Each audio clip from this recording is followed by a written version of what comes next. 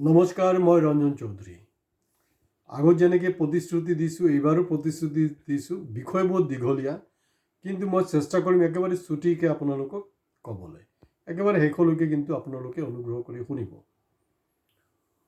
কথাটো হ'ল যে ইউটিউবত এইবিলাক গান এতিয়াও মানে এভেইলেবল হয়, আপোনালোকে চাব পাৰে। যিবিলাক আমাৰ জেনজি হয়, নতুন প্ৰজন্ম, তেওঁলোকে চাব পাৰে।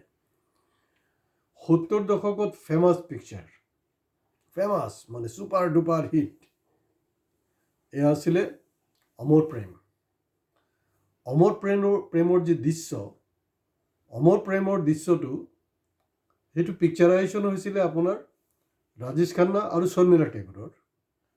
আৰু এই নিৰ্বাচনী মানে বৈতৰণি পাৰ হোৱাৰ কাৰণে নৰেন্দ্ৰ মোদীও কিন্তু ছেইম টু ছেইম শ্বুটিং কৰিলে। হয়, ডিফাৰেঞ্চ আছে।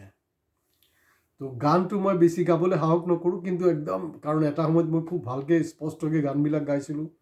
ইভেন আৰ ডি বৰ্মনৰ গানো আপোনালোকে জানে, বহুত টাফ সেইবিলাক গাবলৈ। মই সেইবিলাক গাবলৈও সক্ষম হৈছিলোঁ। তো যি নহওক, আপোনালোকে ক্ষমা কৰিব, জাষ্ট দুটা লাইন গাব বিচাৰিছোঁ। তাৰ লগতো নৰেন্দ্ৰ মোদীৰ সম্পৰ্ক আছে। এয়া আছিলে বোধ কৰোঁ চিংগাৰী कोई आग लगाए उससे साबन बुझाए, साबन को साबन अगर आग लगाए उसे कौन बुझाए। सावन মানে বৃষ্টি, সেইটোৰ লগতো কিন্তু প্ৰাইম মিনিষ্টাৰৰ সম্পৰ্ক আছে। বৃষ্টিটো কি? বৃষ্টি আমাৰ প্ৰয়োজন আছে, কৃষি পাতিৰ লগত সম্পৰ্ক আছে, আমাৰ ৱেডাৰৰ লগত সম্পৰ্ক আছে। তো তেওঁ বৃষ্টিৰ কামেই হ'লগৈ সমৃদ্ধি আৰু শান্তি কৰি ৰখা, জুই লগোৱা নহয়। কিন্তু প্ৰাইম মিনিষ্টাৰ জুই লগোৱাৰ কাম কৰিছে।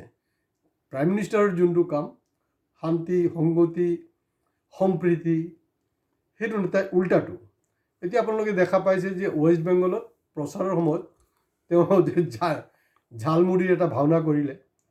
আৰু যোনটো মই প্ৰথম দিনাখনে কৈছিলোঁ যে এইটো টোটেল মেকিং হয়। তো তাত যোনটো পিকচাৰাইজেশ্যন হৈছিলে, সেইটো কিন্তু ৰাজেশ খান্না, শৰ্মিলা ঠাকুৰ, মানে এইটো অভিনয় আছিলে। সেইটো প্ৰফেশ্যনেল লাইন, প্ৰফেশ্যনেল ৱেত তেওঁলোকে ধৰ্মটো পালন কৰিছে। কিন্তু নৰেন্দ্ৰ মোদী হাওৰা ব্ৰিজৰ তলত মানে আপোনাৰ এই গংগাৰ মানে নৌকা বিহাৰ যোনটো কৰিলে, সেইটো অভিনয়। কিন্তু মানে অভিনেতাৰ কাম হ'লগৈ অভিনয় কৰা। কিন্তু যিজন জননেতা, যিজন নেতা, তেওঁ ৰাইজৰ সেৱা কৰিব, শান্তি কৰিব, দেশখন সমৃদ্ধি কৰিব, কি কৰি আছে? সেইটো সময়ত ৰাজেশ খান্নাৰ পপুলাৰিটি কেনেকুৱা জানেনে? সেইটো নৰেন্দ্ৰ মোদী যিমানে মাথা মাৰক, যিমান AI ইউজ কৰক, কোনো নোৱাৰিব। আৰাধনা পিকচাৰত মানুহ এনেকুৱাকৈ পগলা হৈ গৈছিলে চাই। আৰু আৰাধনা আৰু আপোনাৰ অমৰ প্ৰেম হলৰ পৰা ওলাইছে, দৰ্শক ওলোৱাৰ পিছত আকৌ লাইন লগাই টিকেট কিনিছে, কিনি আকৌ সোমাই গৈছে, এনেকুৱা অৱস্থা। আৰু মোদীৰ সভাত কি হয়, মানুহ মাতিব লাগে, হাজিৰা দিব লাগে, এইবিলাক হ'লগৈ কাৰবাৰ। তো এতিয়া এই যে গংগাৰ মানে ৰাম তেৰি গংগা মানে এইটো মোদীয়ে গংগাৰ মাইলী কৰি দিলে। কাৰণ তেওঁৰ যোনটো এই মা গংগা নে বুলাই আহে, বহুত কিবা কিবি তেওঁ কৈ থাকে নহয়। তাত গৈ উত্তৰ প্ৰদেশক বুৰ্বক বনালে। কিন্তু বাঙালী মানুহ, মই বাঙালী বুলি কৈছোঁ দেই, বঙালী নহয়। অসমততো সৰহভাগে বঙালী হয়, এইকেইটা বাঙালী নহয়। তাৰ বাঙালী কিন্তু এই যে ঝালমুড়িৰ ৰাজনীতি, সেইটো পাত্তা নিদিলে। এতিয়া যোনটো কৰি আছে, আৰু তেতিয়া শ্বুটিং কৰাৰ সময়ত মানে ছিকিউৰিটিটো এই ধৰণে লৈছিলে যাতে পাব্লিক গম নাপায়। মানে ৰাজেশ খান্নাৰ পিৰিয়ডৰ কথা কৈছোঁ। পাব্লিক যদি গম পোৱা হ'লে এনেকুৱা অৱস্থা হ'লে হয় যে আপোনাৰ এই হাওৰা ব্ৰিজখনে ভাঙি গ'লে হয় নৰেন্দ্ৰ মোদীৰ।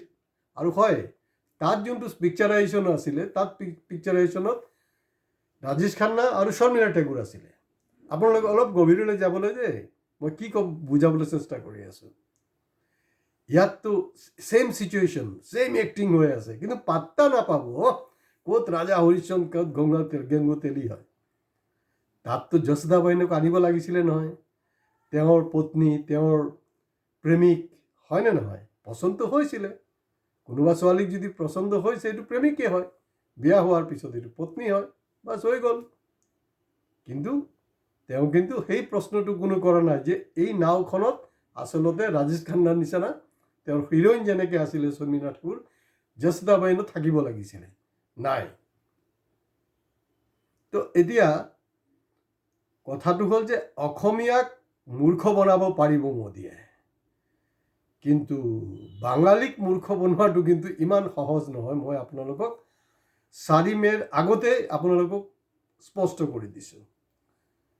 এতিয়া এতিয়া প্ৰশ্নটো হ'ল যে যেনেকৈ তাত গংগাত হেৰি কৰিলে, এইখিনিত আৰু এটা কথা মনত পৰিলে, এই গংগা চাফাই অভিযানত জানেনে নাই কিমান হেজাৰ কোটি টকাৰ ঘোটলা হৈছে? সেইবিলাক ক'বলৈ গ'লে আপোনাক ৰাষ্ট্ৰদ্ৰোহী বনাই দিব, কেইবা হাজাৰ কোটি টকাৰ। তাত কি চাম, ডক্টৰ আগৰৱাল, মই অসমীয়া প্ৰতিদিন কাকতত প্ৰবন্ধতে লিখি দিছিলোঁ স্বচ্ছ ভাৰত অভিযানত, তাত মই লিখিছিলোঁ যে ডক্টৰ আগৰৱাল তেওঁ মানে লাগাতাৰ অনশনত আছিলে এই গংগা চাফাইৰ নামত যে ভেলকিবাজি হৈ আছে। তেখেত মৃত্যু হ'ল। মৃত্যু হোৱাৰ পিছত কিন্তু আপোনাৰ নৰেন্দ্ৰ মোদীৰ কোনো টুইট নাই, কোনো ছ'চিয়েল মিডিয়াত একশ্যন নাই, ৰিয়েকশ্যন নাই। এইবিলাক হ'লগৈ কাৰবাৰ। এতিয়া আমাৰ হিমন্ত বিশ্ব শৰ্মা তাত গৈ কৈ আছে যে না এইটো মই নকওঁ, কাৰণ ইলেকশ্যন কোড অফ কণ্ডাক্ট নেকি ভায়লেশ্যন হ'ব। আৰে ভাই, ইলেকশ্যন ডিক্লেয়াৰ কৰাৰ আগৰ পৰা আজি কপতি ধাৰাবাহিকভাৱে মানে কোড অফ কণ্ডাক্ট যোনটো আছে ভায়লেশ্যন হৈ আছে। এইটো নাৰী সংৰক্ষণ বিলৰ ভেলকিবাজি হওক, প্ৰতিটা পদে পদে তেওঁলোকে কৰি আছে। আৰু এটা কৈছে তেওঁ যে না তাত বোলে ৱেষ্ট বেংগলত বোলে এটা টেক্স আছে, অভিষেক টেক্স, মানে এই যে অভিষেক বেনাৰ্জী টেক্স। তো অসমৰ যে কয়লাবিলাক গৈ আছে, গৰু গৈ আছে, নাৰী প্ৰচাৰ হৈছে, এইটো টেক্সটো কোনে লৈ আছে মামাজী? সেইটো নকয় কেলে?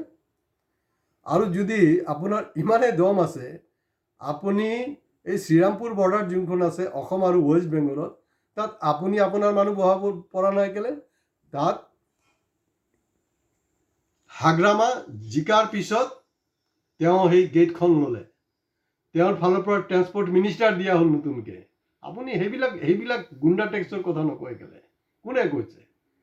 কি প্ৰমাণ আছে আপোনাৰ? আৰু প্ৰতিটা গেটতো দুৰ্নীতি হয়। এই যে আপোনালোকৰ টোল গেটৰ নামতো দুৰ্নীতি কৰিছে, ৰোড ছাৰ্ভিচ দিয়া নাই।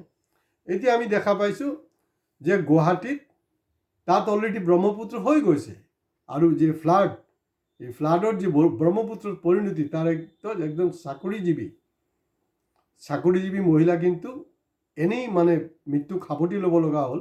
তো মই নৰেন্দ্ৰ মোদী ডাঙৰীয়াক অনুৰোধ কৰিম, তেখেতেতো গংগাৰ নৌকা বিহাৰ কৰিলে, এতিয়া আহি আমাৰ যে গুৱাহাটীৰ যোনটো ব্ৰহ্মপুত্ৰ, তাত একবাৰ নৌকা বিহাৰ কৰক। টোটাল ড্ৰামা, টোটাল শ্বুটিং, বাকী একো নাই। আপুনি চাব তেওঁৰ মাক লগত যেতিয়া লগ ধৰিবলৈ যায় নৰেন্দ্ৰ মোদী, কোন থাকে জানে নাই? কোনো মানুহ নাথাকিব তাত। মাক থাকিব, মোদী আৰু একজন কেমেৰামেন থাকিব, বা শেষ। আৰু তাতো একেই অৱস্থা।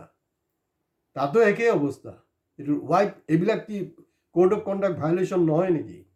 এতিয়া তেওঁলোকে ইলেকশ্যনৰ নামত কি কাৰবাৰ কৰিছে সেইটো মই আপোনালোকক আগতীয়াকৈ কৈ দিছোঁ। নাম্বাৰ 1, ৱেষ্ট বেংগলত যদি তেওঁলোকে মেজৰ কিবা অলৰেডিটো কৰি আছে বিজেপিয়ে SIR নামত, সেইটো যদি কৰিব সক্ষম হৈ যায় তেতিয়াহ'লে বেলেগ কথা, অথবা যদি মাইনৰ কিবা হৈছে তেতিয়াহ'লে মমতা বেনাৰ্জীক কোনো তাত ৰখাব নোৱাৰিব। সেইটো মই গেৰেণ্টি দিছোঁ। 4 মে'ৰ পিছত আমি আকৌ নিশ্চয় কথা পাতিম। কিন্তু মামাই যোনবিলাক কাৰবাৰ কথা পাতি আছে, এইবিলাকত যে আমাৰ অসমৰ মানুহ, অসমৰ দল সংগঠনবিলাকৰ যে ৰিয়েকশ্যন নাই, মানে সঁচাকৈ মানে স্তব্ধ হৈ গৈছোঁ।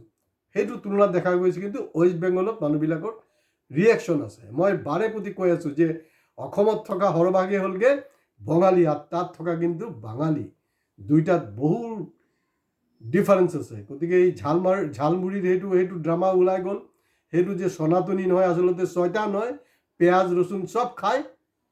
আৰু তাত যোনটো হ'ল, তো গতিকে ইয়াত গংগাৰ নামত বহু কিবা কিবি কৰিছে। তেওঁ ৰামৰ নামত ভোট জিকিছে ইমান বছৰ। 2024ত কি ক'লে? ৰামক মানে বৃদ্ধাঙ্গুলি দেখুৱালে আৰু ডাইৰেক্ট কি ক'লে, যেহেতু উড়িষ্যাত ভাল ৰেজাল্ট কৰিলে জয় শ্ৰী জগন্নাথ, ভগৱান চেঞ্জ কৰি দিয়ে, পত্নীক চেঞ্জ কৰি দিয়ে, অস্বীকাৰ কৰে, যি খুচি তাকে কৰিব পাৰিব। গতিকে মই বাৰে প্ৰতি কৈছোঁ, মূৰত যিবিলাক গোবৰ সোমাইছে গোবৰবিলাক ওলাবলৈ চেষ্টা কৰিছোঁ। আজি ইয়াতে শেষ কৰিছোঁ। ভিডিঅ' ভাল লাগক বেয়া লাগক প্লিজ আপোনালোকে শ্বেয়াৰ কৰক, লাইক কমেণ্টছ কৰক আৰু ছাবস্ক্ৰাইবটো প্লিজ কৰিব।